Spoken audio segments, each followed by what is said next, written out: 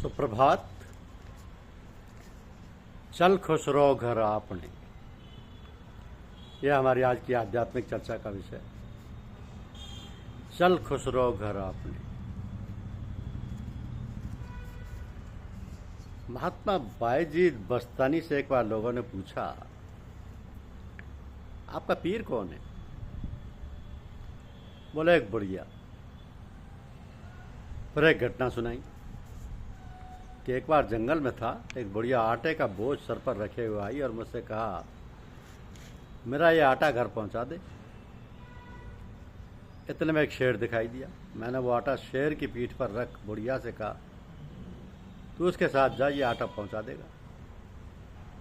और फिर पूछा, तू घर जाकर क्या कहेगी? बुढ़िया बोली, मैं कहूंगी कि आज जंगल में खुदनुमा जालिम घमंडी और निर्दयी से मिली। खुदनुमा जालिम मीन्स घमंडी और निर्दयी से। तो पूछा, क्यों?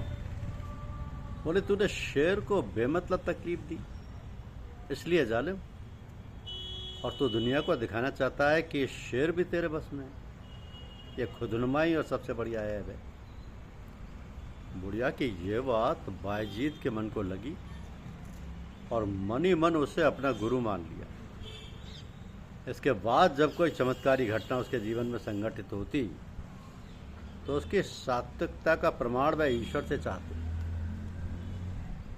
ऐसे समय पीला प्रकाश प्रकट होता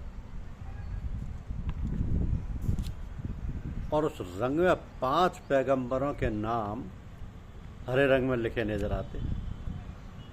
तब वह समझते कि यह करामात जायज है, क्योंकि अक्सर शैतान संतों को गुमराह करने के लिए तमाशा दिखाकर उनके दिल में अहंकार पैदा कर देती है।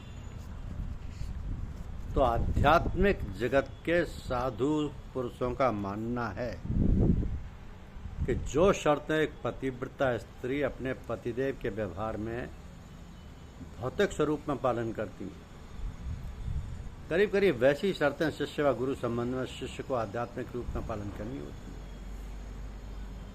शादी से पहले वर को खूब अच्छी तरह देखा भाला जाता है, परंतु शादी होने के बाद उसमें कितने भी अवगुण व रोग पैदा हो जाएं, उससे संबंधों में शिथिलता लाने की गुंजाइश नहीं है।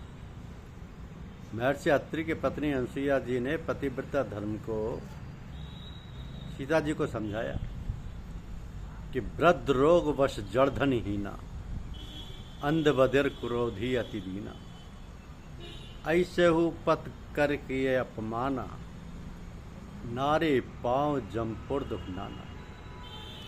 बिल्कुल ऐसी शर्तें सदगुरुदेव के साथ संबंध बनाए रखने के लिए शिष्य को पालन करनी चाहिए। सदगुरुदेव का वर्ण करने से पहले खूब अच्छी तरह जांच व पड़ताल कर लेनी चाहिए। कहा है ना कि गुरु कीजे जान के और पानी पीवे छान के। तो परम संत महात्मा ब्रजमोहन लाल जी साहब ने सेवक को एक पत्र में लिखा कि पहले श्रद्धा व विश्वास मजबूत कर लेना चाहिए। सदगुरुदेव एक ऐसी मणि है जो अगर कीचड़ में पड़ी हो तो फिर भी वो अपने सेवक को फर्श से अर्थ तक पहुंचा सकता। सैयद उस्मान हारुल राजी जो एक बार स्वयं भटक गए थे, उन्होंने अपने भक्त सैयद ख्वाजा मोइनुद्दीन चिश्ती रजी अजमेर वाले ख्वाजा साहब को आशीर्वाद दिया कि इंशाअल्लाह आफ्ताब की तरह चमकोगे। जब वो स्वयं मार्ग से गड़बड़ आए तब उनके सारे भक्त उन्हें छोड़ गए, केवल इन्होंने ही उन्हें नहीं छोड़ा। जब उन्होंने उनसे पूछा कि सब लोग मुझे छोड़ गए, तुमने क्यों नहीं छोड़ा? तब वो जवाब उन्होंने दिया वो गुरु भक्तों के लिए कुछ कोटि का उदाहरण है। उन्होंने कहा कि मैं आपके कदमों से बंधा हूँ, आपकी पूजन शैली से नहीं। जहाँ जहाँ आपके पाक कदम जाएंगे मैं भी उनके साथ चलूँगा। महिलाओं की व्याख्या करते हुए देवी अनसुईया जी ने कहा कि उत्तम के अस बस मन माही, सपने वान पुरुष जग नाही। पतिव्रता स्त्रियां ये मानती हैं कि संसार में केवल एक ही पुरुष है, वो है उनका पति, अन्य कोई पुरुष है ही नहीं। तो पति विहीन स्त्री के लिए संसार अंधकार में हो जाता है, उसे कहीं भी प्रकाश नहीं दिखाई देता।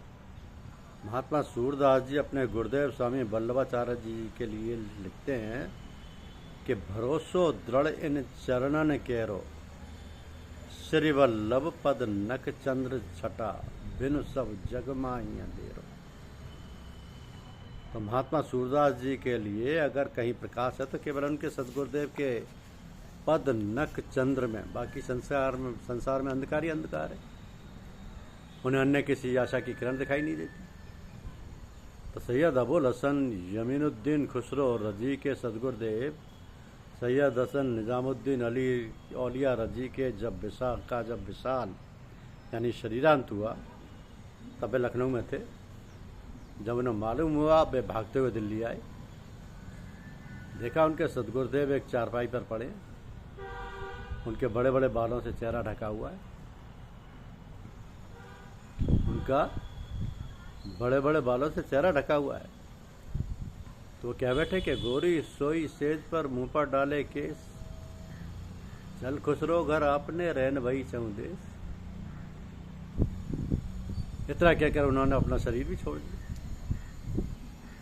गुरुदेव के विशाल के बाद उनके लिए सारा संसार अंधकार में हो गया।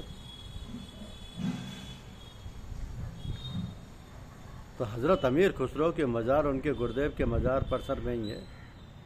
ऐसा कहते हैं कि गुरुदेव का आंतरिक हुक्म है कि जो लोग उन्हें सलाम करने आए, पहले हजरत अमीर खुसरो की मज़ार पर हाजिरी दें। तो पूज्यपाद लाला जी साहब का शरीरांत हो गया था।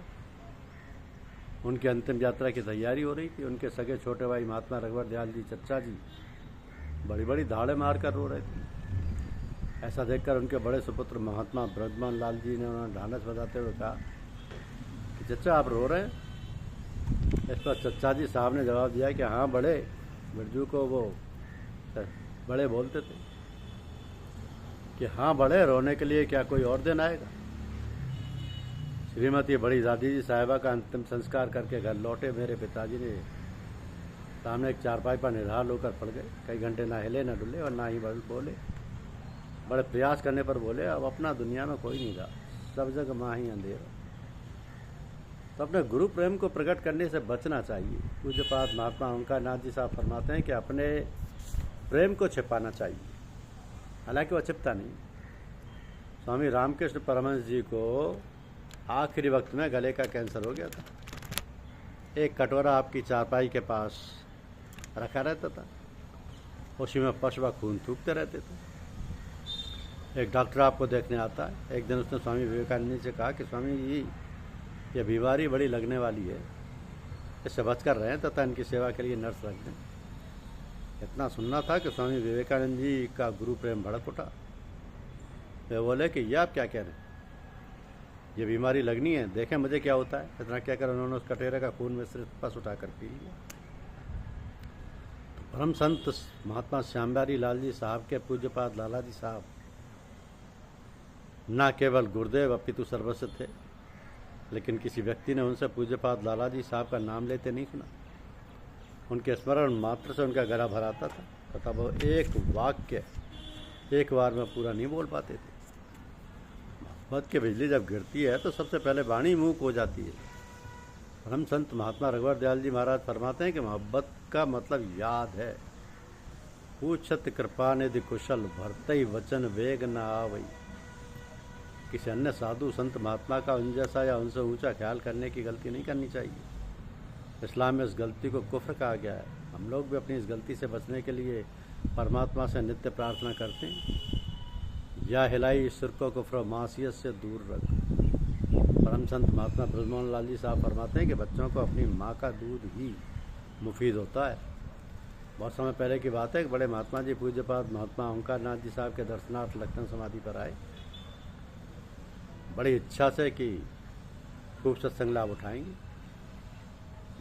परंतु कुछ ही मिनटों में उन्हें चरण स्पर्श करके वहाँ भेंट देकर चल दिए। लोगों ने उनसे पूछा कि आप बहुत जल्दी जा रहे हैं, तब उन्होंने उत्तर दिया कि वो बहुत प्रभावशाली महापुरुष हैं, मैंने सोचा कि इनके प्रभाव में आकर मैं अपना सबक भी ना भूल जाऊँ। तो बिल्कुल ऐसी घटना कानपुर में एक सत्संग सभा में हुई। एक सत्संगी भाई के यहाँ सत्संग का कार्यक्रम था। पड़ोस के एक सज्जन जो स्वयं संत की तलाश में थे, आपकी सभा में बड़ी प्रसन्नता के साथ शामिल हुए, फिर उठ गए। बोले कि कहीं मैं अपना मार्ग ना भूल जाऊं, ये चतुर लोग हैं। वास्तव में आध्यात्मिक लक्ष्य को प्राप्त करने के लिए ज़्यादा सुनने की आवश्यकता नहीं है। ये तो करनी का भेद है, नहीं कुछ तत्व विचार। कथनी छाड़ करनी करे तब पावे कछुसार। तो लक्ष्य की प्राप्ति के लिए करनी आवश्यक है, कथनी नहीं। परम संत महात्मा ब्रजमोहन लाल जी फरमाते हैं कि समुद्र में सीप अपना मुंह खोले तैरती रहती है। स्वाति नक्षत्र के जल की बूंद मुंह में पड़ते ही मुंह बंद करके समुद्र के धरातल में पड़ जाती है और तब तक ऊपर नहीं आती जब तक मोती ना बन जाए। तो गुरुदेव से मंत्र मिलने के बाद साधना के गहरे समुद्र में चले जाना चाहिए। सप्तऋषियों ने डाकू बिल्व मंगल महर्षि वाल्मीकि जी को एक छोटा सा मंत्र राम राम जपने को दिया, किंतु वो उसे मरा मरा कह के ही जप सके। उद्धार के लिए किसी बड़े मंत्र की आवश्यकता नहीं महसूस होती। स्वामी रामानंद जी ने महात्मा कबीरदास को बच्चा राम राम के इतना ही तो कहा था। करनी महत्वपूर्ण है कि गुरु की चौखट नहीं छोड़नी चाहिए। द्वार धनी के पड़ा रहे, धक्का धनी के खाए, कबहू जो धनी नवाई दे, दर छोड़ न जाए। धन्यवाद।